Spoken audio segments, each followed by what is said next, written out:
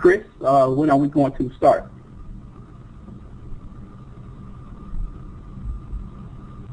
I think we'll get started in about a minute here. So you're ready. I'm ready when you say let's go. All right, so I'll give you a very brief introduction then. All right, everybody, welcome to this RSCON Symposium session. I'd like to introduce everybody to Will. Deyamport. Just met Will, although I've been following his work online. He's been in education for 11 years, and he is the founder of People Goji, a blog focused on life, career development. And if you've been in this room for 5 minutes or so, you can see that he's got quite a sense of humor. So I think that we're in for a fun ride in this presentation. We'll be hearing a presentation on how to develop and protect an online brand, which is becoming more and more important for all of us. And for our students, actually. So I'm going to turn the mic over to Will, and here we go. Well, hello, everyone. Good evening, good morning, wherever you are in the world. We've all seen the commercials, and we've all heard people say what happens in Vegas stays in Vegas. Well, what happens online stays on Google. And so I'm going to talk to you about how to develop and protect your personal brand. So what is your personal brand? Well, your brand, it represents who you are, what you are, and what you have to offer. So what I mean by who you are, it's about your authentic self, who you are as a person, what you enjoy doing, your values, your interests, your passions. That's the same thing about, what are you? Are you an activist? Are you an idealist? Are you someone who is passionate about politics, healthcare, curriculum development? All of those things sort of go into who you are and what you are. The third thing your brand is about is what you have to offer. And what I mean by that is your skills, the things that you bring to the table. Are you a whiz at technology? Are you a whiz at strategic planning? Does your school come to you when the kids are going crazy and they need someone to calm those folks down? Are you great at planning events? What makes you special? What you bring to the table? That is what I mean by what you have to offer. Now, how does that apply online? Now, the first thing you want to remember is what you communicate and what you post to communicate to the world who you are and what you are and what you have to offer. And I'm just talking about, your pictures. I'm talking about your text. I'm talking about, the videos that you will post on the variety of different platforms that exist out there. It's also about the sites you choose to join. Now, remember, most of us here have connected via Twitter, but there are platforms and spaces such as Facebook. There's Vimeo, there's YouTube. There are all sorts of memes and all sorts of groups, and all of that again goes into your association and the things you post and how that is reflected upon your personal brand. It's also about the people you choose to associate with. So when people look at your Twitter feed or who you follow on Facebook, people get an idea of who you are, and what you have to offer. If people were to do a Google search on your name, what will they see? Will they see that you are a member of the Cooperative Catalyst, or will they see that you belong to a swingers club? I mean, to me, it doesn't matter. But for you, it's about your brand and what you believe in and what you want people to think of when they first think of your name. We all know Shelly Terrell, whom I call the superstar of social media. But the way she has positioned herself online, because of her texts, because of her pictures, because of the way she tweets and what she has sort of associated herself with the different social media platforms and groups, she has positioned herself to have a certain reputation in the online world. And that is what I'm talking about. So when people say Shelly Terrell, all of us have a positive idea of Shelly. So these are some of the rules that you want to live by when sort of building and protecting your brand. You want to use the same picture on every site. And the reason you want to do that is that you want to put together a cohesive sort of package of who you are, and what you have to offer. Same thing with the bio. You want to keep the same bio on each, update it when everything is there. Also, you want to keep a professional email address. And I say this with all respect, but I knew a teacher, and I met her because I did actually do a presentation for her at her graduate class. Her email address was strawberry pie. Now you can imagine what went through my mind when I saw her email address. But it was just maddening. But that's why I'm saying you want to choose a professional email address, and if all possible, use your name. And of course, with Yahoo and Google, you can actually create your a free email address, or you can go to GoDaddy, and for basically nothing, you can create your own specific email address. I own Deyamport.com, so I have an email address, will@Deyamport.com, and of course, there's PeopleGaji that I have. So I have actually a PeopleGaji email address. So I have that. All of this goes into you being mindful of the pictures and texts you post. Again, all of us have been on Facebook, and you go to someone's site, you click on an album, and some people are out there, they're drinking. I mean, they're doing the thing. You see people, in videos, you see people, in bikinis. You see all kind of stuff on Facebook. And as a professional, I look at friends, I look at former students, and I'm wondering, what are you thinking? You will be applying for a job, or you have a job, and all your employer or a student or your student's parents or anyone in the community needs to do is search your name, and especially if this site is not protected, people can see the pictures you post. So you want to be mindful, again, what those pictures, what those texts, what all of those say about who you are, and what you have to offer. What not to do, you want to stay away from posting pictures of yourself in a bikini, in tight clothes, short clothes, low-cut clothing. Now, again, you're adults, okay? You are able to do this legally.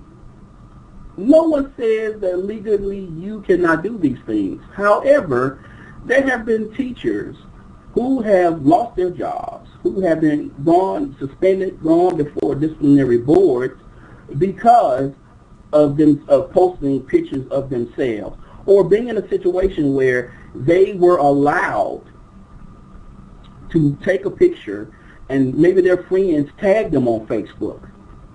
Or maybe a friend of theirs posted it to YouTube, and there you go. You're an overnight sensation.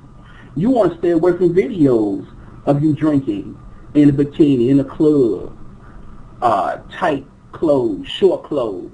No pics of you or videos all up in the club. Now, some of you, a few of you are in New Orleans, and New Orleans are notorious for their clubs and the strip clubs, okay? So you want to stay away from those places, and you want to make sure, again, as an adult, if you want to see people do it, hey, that's up to you. But understand that if a picture is taken of you with a dollar bill in your hand, that can negatively affect your personal brand.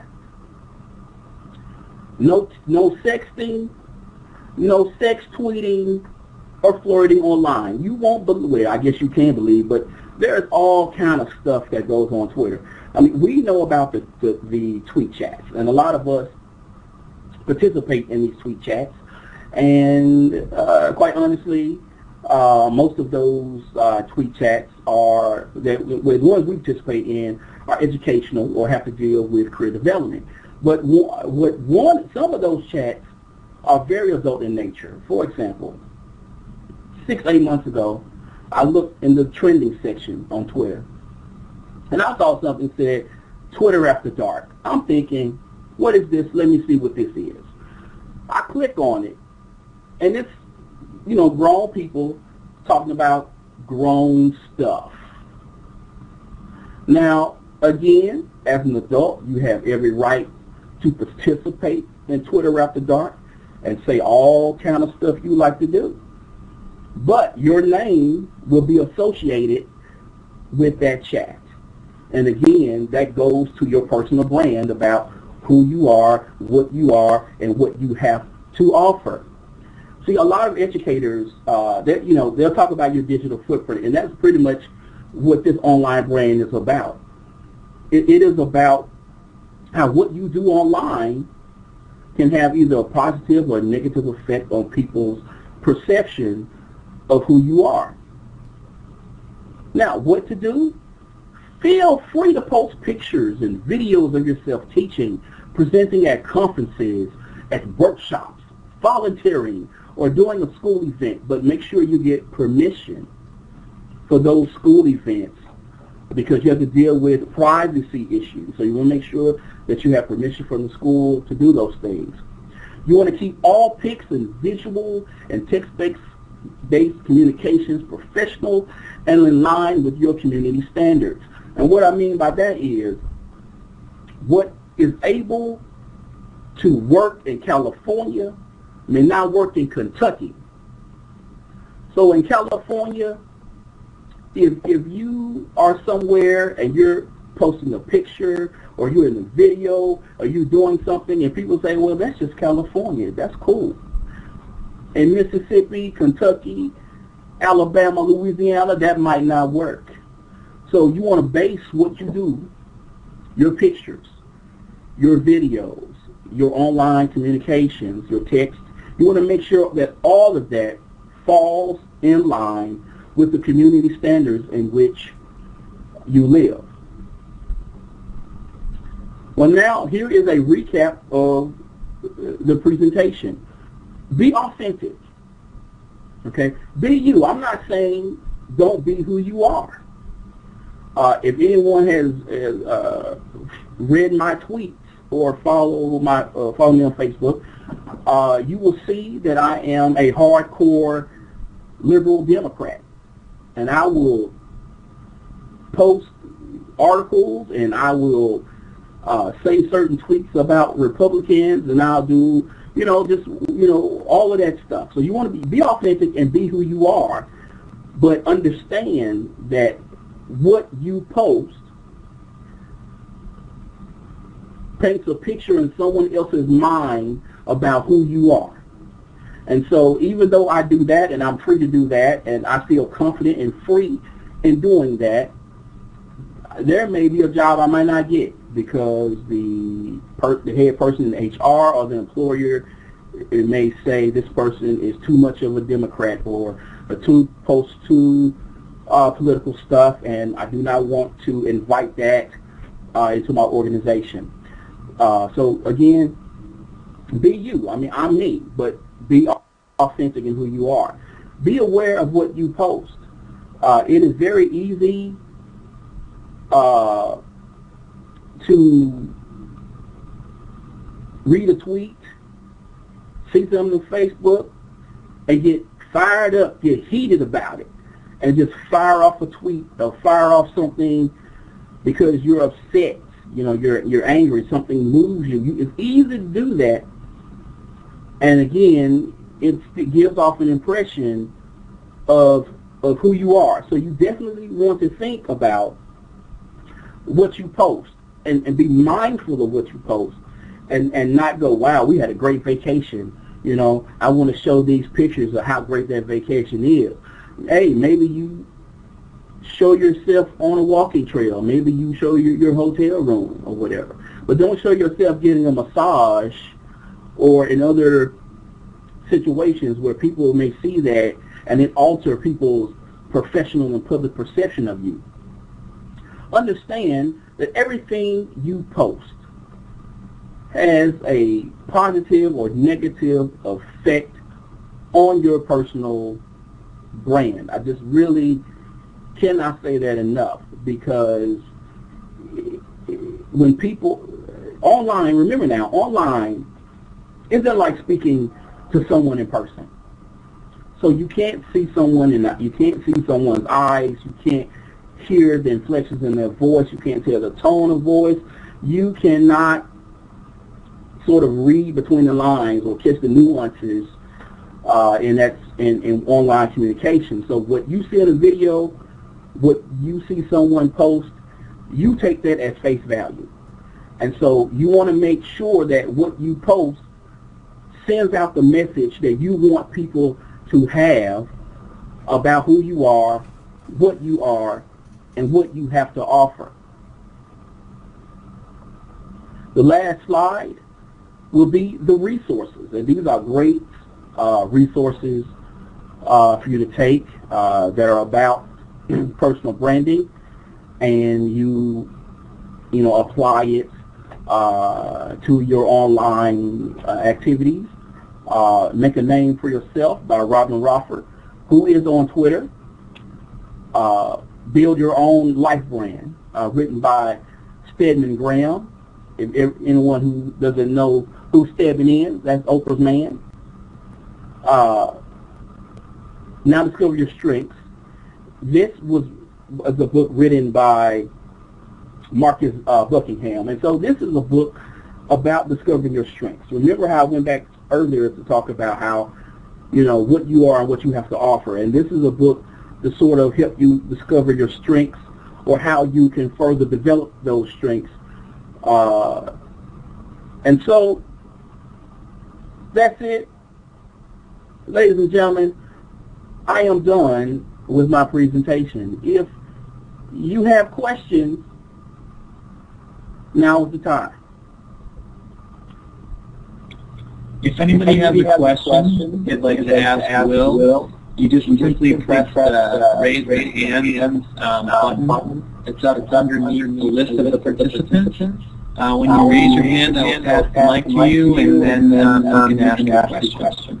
Chris, do I need to cut my microphone off? So go ahead, Dwight. Just press the mic button that's in the lower left. Yes. Can you hear me? Yes. Hey, Will, that was a great presentation. Question I have for you regarding your political views and being an educator as well. I know we have to be very careful when we do that. Has there been any backlash when you post your views about the Democratic or Republican Party, and how's your principal responding to that, or anybody else in your profession?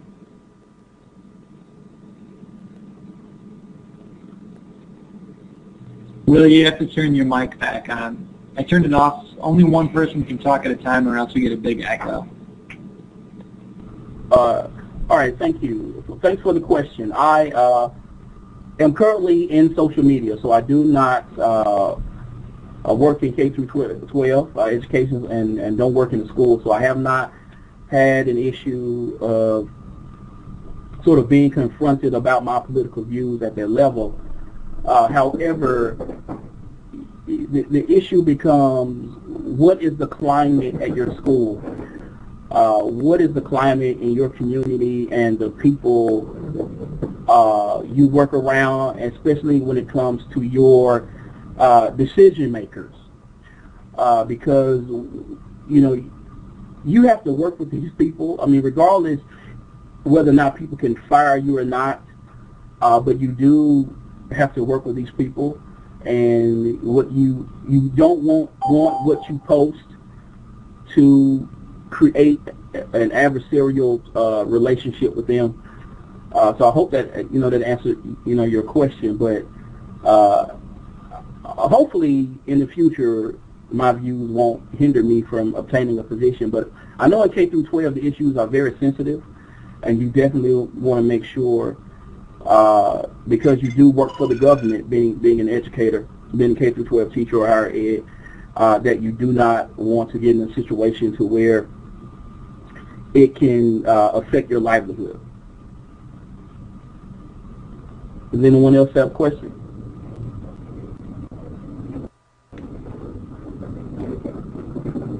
LaRon, did you have a question? You can click the mic in the lower left if you do.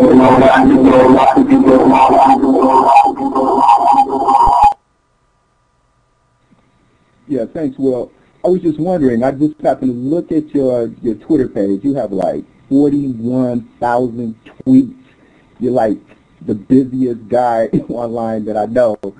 What particular, first of all, how do you navigate through 41,000 tweets during the course of the day? Maybe you can shine some of your wisdom on how to manage your online presence and still, be able to take care of the family and go to dinner and things like that.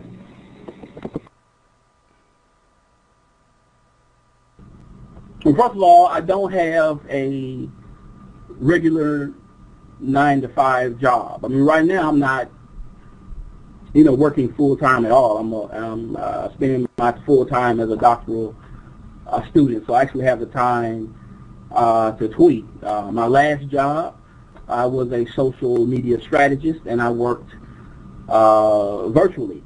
And either to this evening or Monday, I'll be speaking with another organization in California to become their social media strategist. So again, I'll be working virtually, and since I'm at home, I have nothing but time to tweet. And so that's how I've gotten the 41,000 tweets.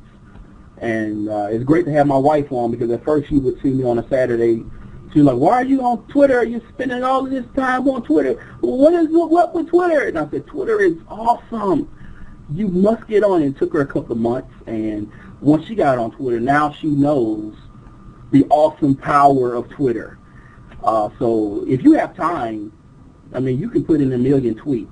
I don't tweet 24 hours a day, of course, but if I have the time, I spend my time there. So that's it. Does anyone else have a question? I'll cut off the microphone.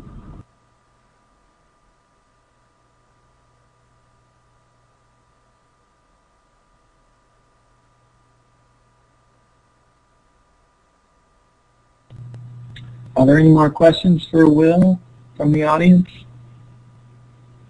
Just raise your hand if you have something you'd like to ask Will.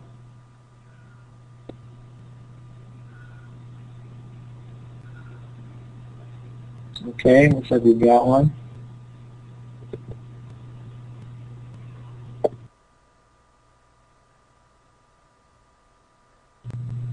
Go ahead, Dwight. I gave you the microphone. Just click it in the lower left. Okay, sorry about that. Hey, Will, are you familiar with Johnson's Renaissance Pause Before You Post campaign? If not, you take a look at that. They've done a really good job with building a campaign to help students be aware of their digital footprint and I use that in my building, and it went over pretty well. So if you get a chance, take a look at that. I think that might be good for other businesses to use as well, other than K-12.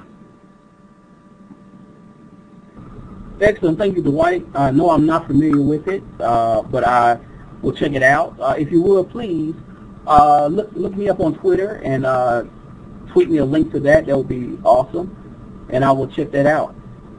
All right, I'll do that. Thanks, buddy. Thanks, buddy. You're welcome. Does anyone else have a question before we leave?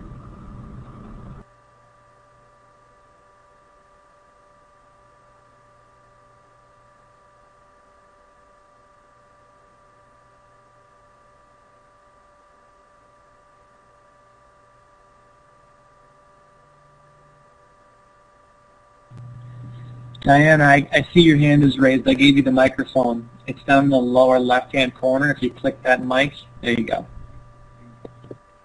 Hi, thanks. I work with teacher education students, and you know college students, they do pretty silly things when they're in college, but what would you recommend I say to them or I help them with in trying to improve their image now before they go out there and try to look for a job? Thank you. Thank you. Excellent question. What I would do with those students is tell them no, stop, don't. When I spoke earlier about looking at some of my former students' Facebook the pictures in their albums,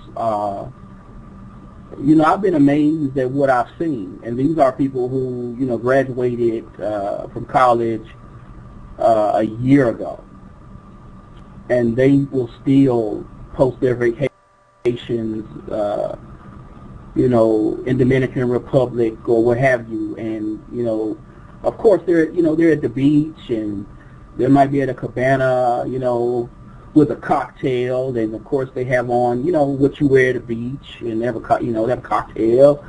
And then, like I said before, people, you know, can legally do those things, but it also sends out a message to people. What I would tell those students is to really think about where they, you know, since they want to be educators, they need to think about just tell them to think about what sort of impression they want to give out to students, to future principals, to other teachers that they're going to work with, to the students, and then think about the parents. You know, have them, you know, ask them how would they feel if a parent came to them saying, you know, with picture in hand, saying, "Hey, I see you doing this." Would they want to be confronted with that picture in hand? Because it can happen. In fact, there was a teacher in Georgia who was suspended because a parent went to her Facebook page and saw her, you know, on the beach in a bikini with an alcoholic beverage, which is all legal for her to do. But the parent went to the school board. The teacher was suspended. Now, she, you know, later after the investigation, I mean, they took off suspicion and kept her job because, you know, it was something that it was legal to do. And they could not keep her from, you know, from that job. So I know they're young and they can be, you know, knuckleheads. You know, we've all been young and done things that weren't the wisest thing to do. But just have them understand that there's a life after college. They want to work. They want health insurance. They want to eat. They want clothes, a car, a TV or something. And to make sure, in order for them to get a job, that they put out an image that is presentative, professional, and representative of the type of person they want people to feel they are.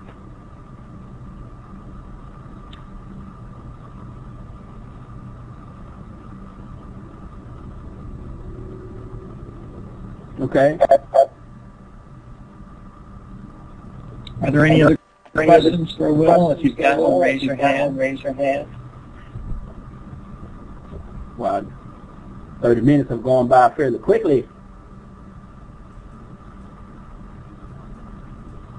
Okay, well, if there are no more questions for Will, let's give Will a big round of applause. Thanks for some really excellent, useful advice. We really need to, as teachers, be mindful of teaching these skills to our students. Our students need to be responsible digital citizens as well as citizens out in the world. Nothing on the internet is written, right? Okay, so we hope to see you all at the very next session. Check the schedule. Got great presentations lined up all day long. Just by participating, you can win some really great prizes, from an iPad to Blogster accounts to Symbol accounts. So keep glued to the website tweets. And I hope to see you in the next session. So thank you, Will. Thank you, and thank you, everyone, for coming to the presentation. My first time, I had a blast, and I hope everyone enjoyed it. And I will see you at the next session.